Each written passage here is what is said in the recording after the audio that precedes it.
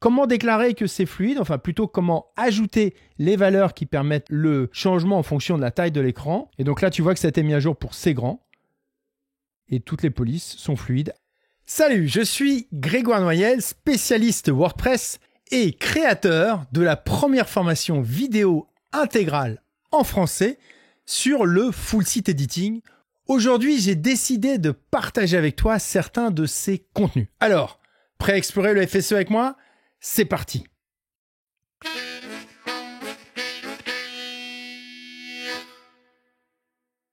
Dans cette vidéo, nous allons voir les polices de caractères qui sont fluides. Qu'est-ce qu'une typo fluide ou une police de caractère? C'est simplement qu'elle va s'adapter en fonction de la taille de l'écran. Je te fais une démo, je vais vers une page, j'ai une page dédiée sur mon site en local, j'inspecte, je passe en mode mobile et je peux redimensionner la fenêtre. Pour l'instant, la seule qui est fluide, c'est le texte qui est très très grand. Tu vois que si je redimensionne mon écran, les polices qui sont ici ne bougent pas au niveau de la taille. Par contre, le dernier, tu vois que ça change en fonction de la taille de l'écran. Donc c'est ça une police qui est fluide. Je te montre comment régler cette page dans le back-office. J'ai à chaque fois pris un paragraphe et j'ai créé mes propres tailles. Donc taille, c'est petit. Ensuite, la prochaine, c'est normal, c'est grand. Et le dernier, c'est très grand. Je te montre ce que ça donne dans le fichier de mon thème. Je suis dans le fichier theme.json et la première chose à faire, c'est qu'il faut déclarer que c'est fluide. Donc, je suis dans le groupe typographie. C'est un objet qui dépend de settings et je déclare que c'est fluide true. Par défaut, je te montre. Et tu as toujours les réglages par défaut quand tu es dans theme.json. Il faut se laisser guider par l'autocomplétion. Si je tape fluide, tu vois que par défaut, c'est false. Donc là, je vais me mettre sur true. Ça, c'est le premier réglage. Ensuite, je déclare une bibliothèque de taille de police. Alors, c'est un objet qui s'appelle font size. Et à chaque fois, j'ajoute des objets pour déclarer des tailles. Donc, j'ai c'est petit, la valeur, donc size, slug, le slug. Je reprends les slugs qui sont natifs à WordPress. Du coup, ça remplace automatiquement par mes propres tailles. J'ai créé quelques tailles. C'est petit, c'est normal, c'est grand. Et la dernière, c'est très grand. Petite pause dans notre tuto pour te partager un bon plan.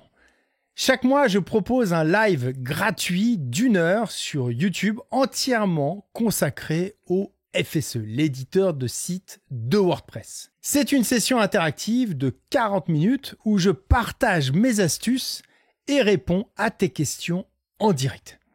Tu peux aussi les soumettre à l'avance via un formulaire dédié dont tu trouveras le lien dans la description. Alors, intéressé? Inscris-toi! Comment déclarer que c'est fluide? Enfin, plutôt comment ajouter les valeurs qui permettent le changement en fonction de la taille de l'écran? Eh bien, j'ajoute ce réglage fluide, je mets max et min. Donc, ça va être minimum 2 rem, maximum 5 rem. La valeur normale sera 3 rem. Donc, je vais te faire sur le normal pour te montrer. Alors, je peux me placer avant ou après, peu importe. On se laisse guider par l'autocomplétion. Donc, max. Donc là, on était à 1 rem. On va mettre 2 rem. Et tu vois qu'il me propose que min parce qu'il a repéré que max était déjà implémenté. Attention, cette autocomplétion marche avec Visual Code Studio. Et la valeur par défaut, c'était 1 rem. Donc, on va mettre 0.8 rem. On n'est pas obligé de mettre 0 devant. J'enregistre. Je repars sur la page pour te montrer ce que ça donne. Je suis à nouveau sur le site. Je repars sur la page de prévisualisation. Je recharge ma page. Et tu vois que le normal a changé. Toi, si j'augmente, et il réduit en fonction de la taille de l'écran. Alors évidemment, il faudrait penser un peu mieux la hiérarchie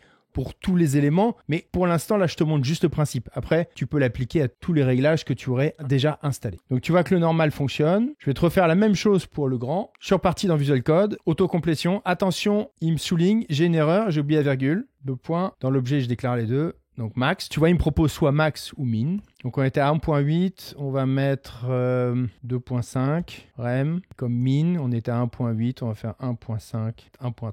L'idée, c'est pas de tout caler, c'est plutôt que tu comprennes le principe. J'enregistre, je suis reparti sur ma page, je recharge. Et donc là, tu vois que ça a été mis à jour pour C'est grand.